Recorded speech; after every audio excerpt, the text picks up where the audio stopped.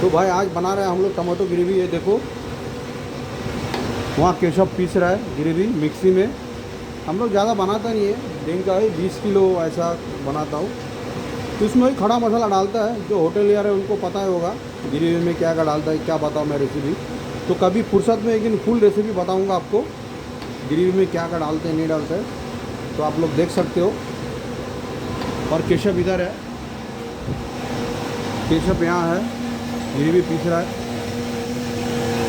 और अविनाश इधर आ गया। अविनाश बताओ आज क्या है यार, कुछ बहुत ज़्यादा बिजी था, थोड़ा थक गए हम लोग, बहुत बिजी था, कुछ काम हो नहीं पाया।